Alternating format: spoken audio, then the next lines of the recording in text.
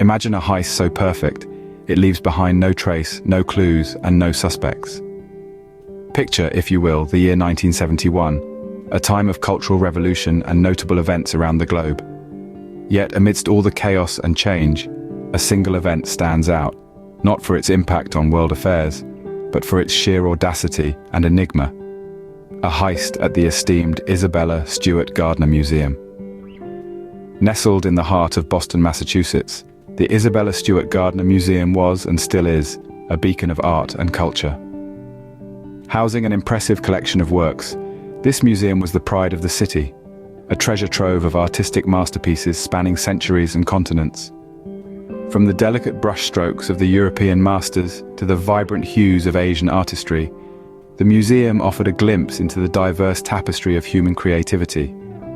Yet, on one fateful day in March, this sanctuary of art became the stage for the biggest art theft in history. 13 pieces of invaluable art, including works by Rembrandt, Vermeer and Manet, were stolen, their absence leaving a void that has yet to be filled.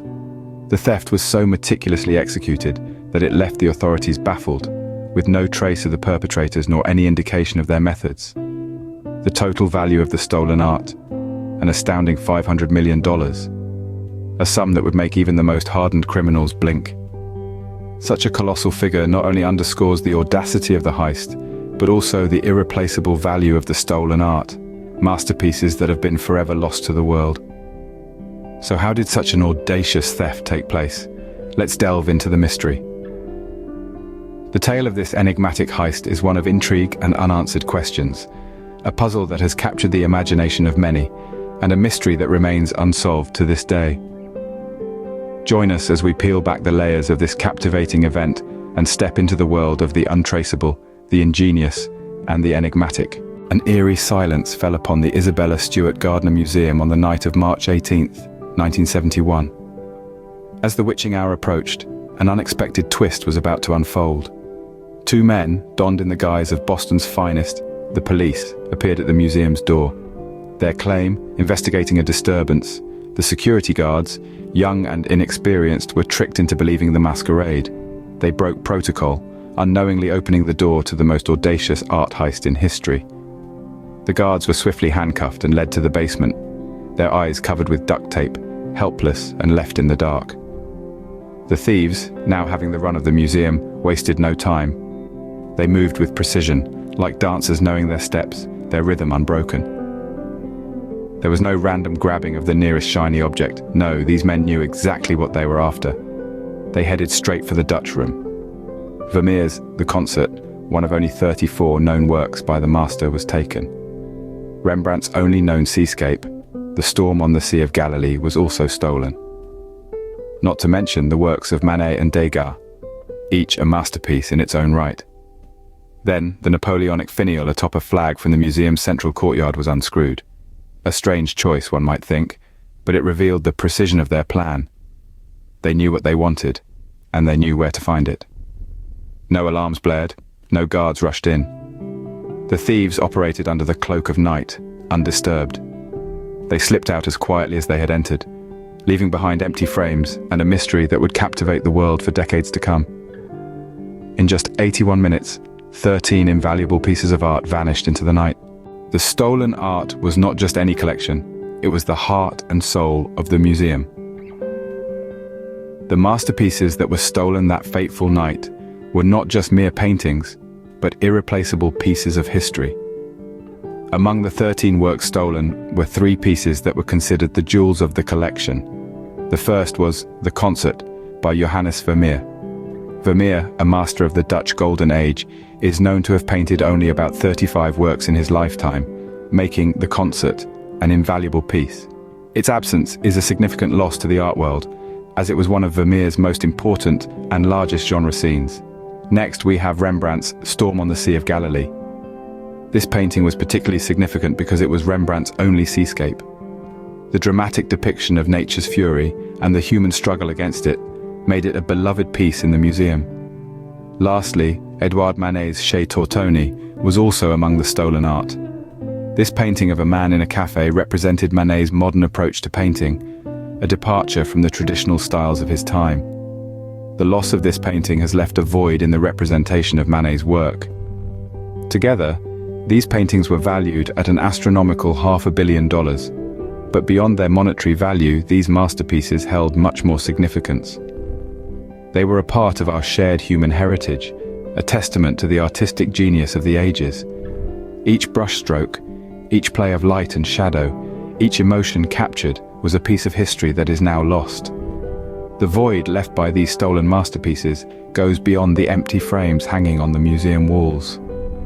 It's a void in our understanding and appreciation of art history.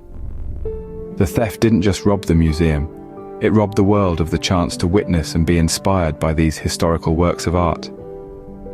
These masterpieces, stripped away from public view, have become ghosts of the art world. The morning after the heist, the museum was a crime scene with no leads. A chilling silence hung in the air as the initial police investigation began. The detectives, dressed in their uniform blues, were as baffled as the museum staff.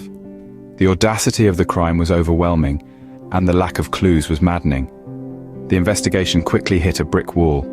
The museum's security system, which should have captured every movement, was as silent as the empty frames left hanging on the walls.